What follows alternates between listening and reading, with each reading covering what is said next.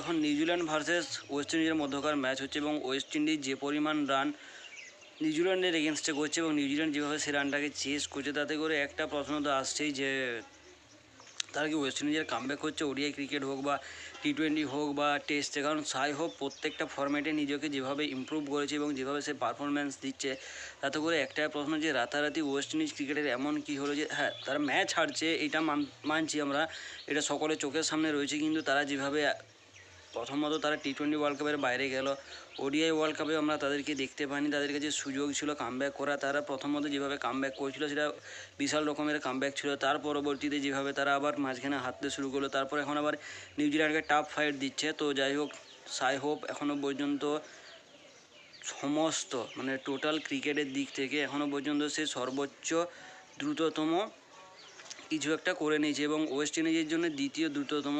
Brian Lara সম্ভবত 112 ইনিংসে যা করে দেখিয়েছিল, সেটা সাই হোপ 116 ইনিংসে করে দেখিয়েছে, সম্ভবত 6000 রান বা এরকম কিছু একটা রানের রেকর্ড। অপর দিক থেকে বাংলাদেশ ভার্সেস আয়ারল্যান্ডের মধ্যকার টেস্ট ম্যাচ শুরু হয়েছে এবং সেখানে মুশফিকুর রহিম একটা নট আউট ইনিংস খেলেছে এবং আজকের দিনে তার কাছে সেঞ্চুরি করার জন্য একটা সুযোগ রয়েছে। সে যদি সেঞ্চুরি করতে পারে বাংলাদেশের জন্য তার ক্রিকেটের শেষের দিকে বা শেষের দিনে সে ভালো রকম পারফরমেন্স করবে, এটা সে নিজেও চাইবে এবং তার কাছে সুযোগ রয়েছে। আজকে সে মোটামুটি সেঞ্চুরির কাছাকাছি পৌঁছে গিয়েছে এবং সেইটাকে সে যদি সেঞ্চুরি করতে পারে বা 150 বা 200, সেটা তার টিমের জন্য ভালো, তার জন্য ভালো, কারণ কেরিয়ারের এন্ডিংটা সবাই চায় একটা ভালো জায়গায় এসে শেষ হোক।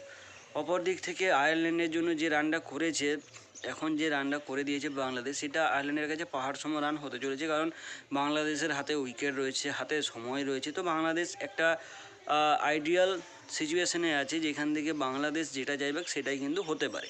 এবারে বাংলাদেশ কি চায় না চায় তার উপর নির্ভর করছে। অপর দিক থেকে আমাদের ম্যাচ রয়েছে 12 তারিখ এগেনস্ট সাউথ আফ্রিকার দ্বিতীয় টেস্ট ম্যাচ এবং এটাই লাস্ট টেস্ট ম্যাচ।